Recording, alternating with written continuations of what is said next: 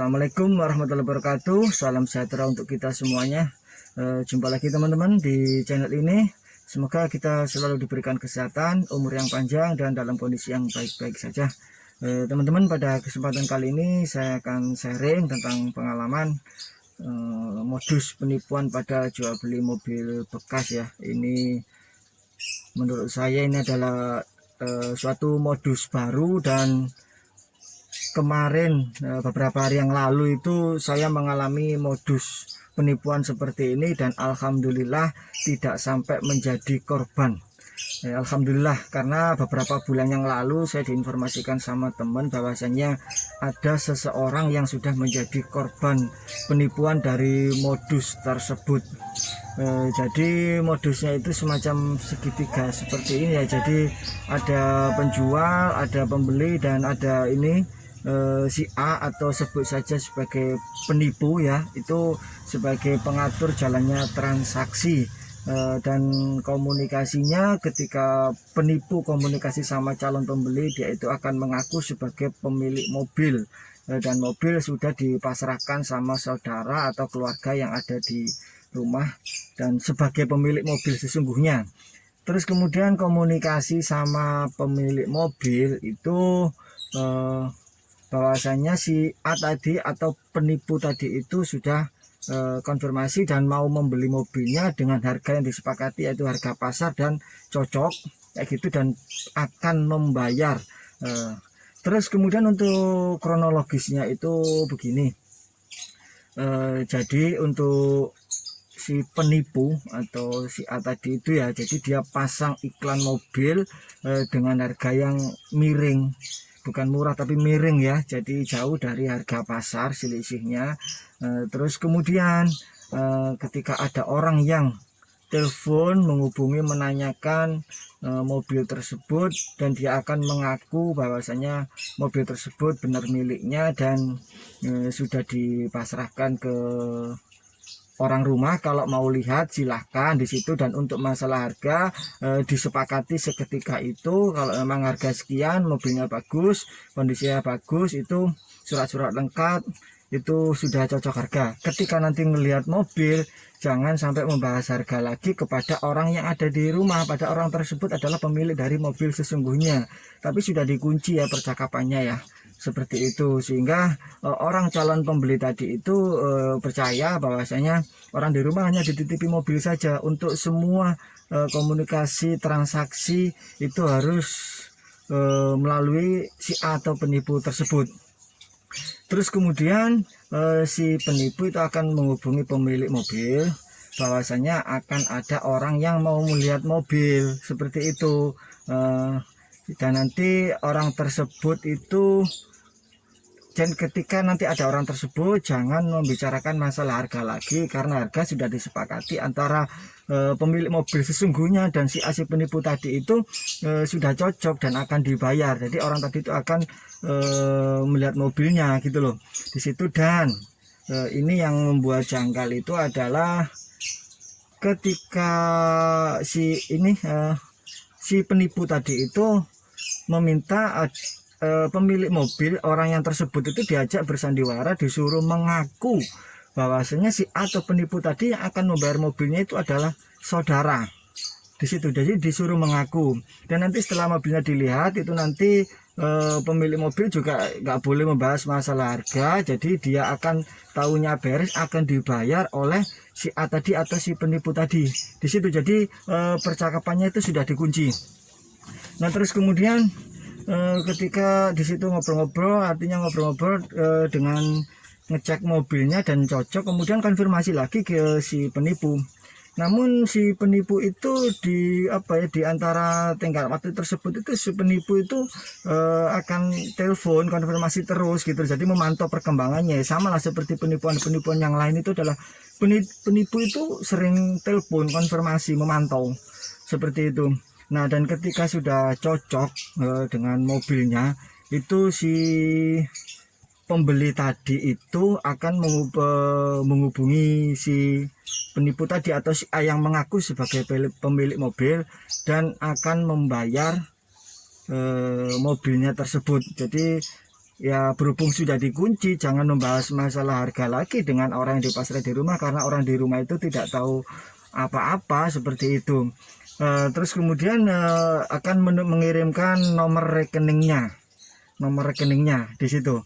Nah,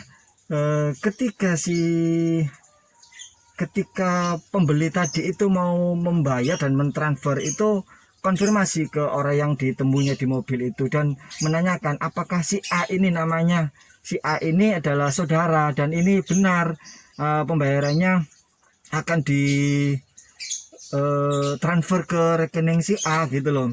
Nah, berhubung si pembeli mobil tadi itu nggak tahu sudah dihipnotis atau bagaimana, dan itu mengiyakan gitu loh, iya benar pembayarannya ditransfer ke rekening itu dan itu adalah saudara. Nah, terus kemudian setelah itu dikonfirmasi itu dan ternyata benar disuruh transfer ke situ, maka ditransferlah uangnya itu ke si penipu tadi. Nah, setelah ditransfer kemudian merasa sudah pembayaran lunas ya kayak gitu, terus kemudian si pembeli tadi itu meminta memohon ya mobilnya mau dibawa gitu loh beserta surat dan kelengkapannya.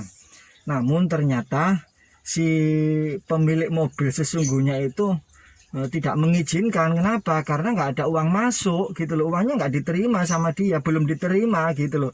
Terus kemudian coba ditunggu beberapa saat dan diteleponlah si penipu tadi dan ternyata HP-nya sudah tidak bisa dihubungi nomornya dan keberadaannya pun tidak tahu. Nah, akhirnya disitulah sama-sama panik ya. Akhirnya muncul ini sudah ya panik. Akhirnya disitulah dia merasa bahwasanya ada unsur penipuan di situ. Jadi kedua belah pihak itu merasa sudah ditipu ya oleh penipu tadi, dan itu uangnya kalau tidak salah 80 juta kalau tidak salah seperti itu. Akhirnya kan jadi ribet dan ya sama-sama terjadi masalah akhirnya di situ. Nah, beda dengan yang saya alami ya, itu kalau saya dari awal itu sudah ada indikasi kuat bahwasanya itu penipuan.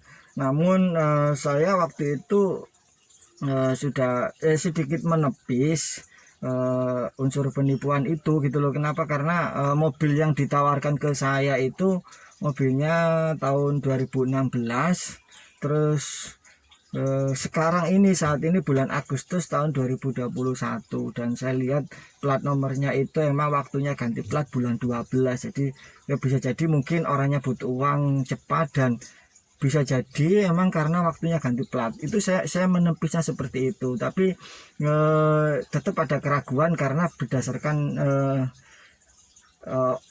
ini pengalaman orang yang sudah mengalami modus penipuan tersebut. Jadi hati-hati ya. Sama ketika saya mau melihat mobil juga saya tuh dipantau terus posisinya, dan saya juga nyampe sana itu ya tetap hati-hati ya. Terus kemudian ngecek mobil, tapi saya coba ngobrol sama pemilik sama orang yang saya temui di situ. Tapi sebelum saya ngobrol itu saya dapat ini kan, saya tanya rumahnya, kebetulan sesuai GPS di situ, tanya ke tetangga, ternyata itu benar namanya si A adalah orang rumahnya di situ, tapi bukan penipunya.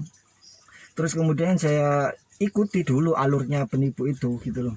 Terus saya pancing-pancing orang yang punya rumah itu yang dipasrahkan tadi itu, ya tetap sama, dia mengaku saya ini tadi dapat pesan dari si A gitu, dan si A itu adalah penipunya gitu. Tapi tetap berusaha saya pancing-pancing. Akhirnya di situ terbukalah. Terus kemudian saya coba tanya harga ke orangnya, padahal sudah nggak boleh tanya harga gitu loh. Dan orangnya pun yang saya temui di situ juga nggak mau buka harga, katanya dipasrahkan sama si A atau penipu tadi gitu loh. Namun di situ saya kecurigaan semakin kuat. Akhirnya saya coba telepon si penipu tadi itu. Saya bilang, ini berapa harganya, pastinya saya cocok wis kayak gitu dengan unitnya. Tapi si pemilik mobil itu emang di dekat saya dan sengaja saya emang untuk berdekatan dengan saya biar tahu komunikasinya bahwasanya ini sudah ada indikasi kuat 99% penipuan di situ. Terus saya dia bilang, Mas jangan deket sama itu ya, ipar saya ya, dia ngakunya sebagai saudara ipar gitu. karena harga ini adalah harga kesepakatan kita. Saya tidak enak nanti kalau tahu gitu. Ya orangnya nggak ada, ini saya sendirian di luar ya gitu, orangnya di dalam itu kayaknya gitu, padahal di sebelah saya. Ketika tahu harga yang diberikan dia ke saya itu, dia langsung kaget, mukanya berubah seperti itu, dan dia juga langsung sadar bahwasanya itu adalah indikasi penipuan. Dan saya coba di ini, setelah itu kita ngobrol-ngobrol dan tawar menawar harga juga tidak cocok, karena dia juga jual beli mobil rumahan dan kita juga akan jual lagi sama teman saya, ya akhirnya tidak terjadi transaksi. Terus kemudian ketika telepon lagi, terus gimana ini pembayarannya gitu, dia mintanya transfer, padahal saya sudah gak ketemu harga, tapi saya cuman berusaha untuk gimana sih orang si penipu ini tadi gitu loh.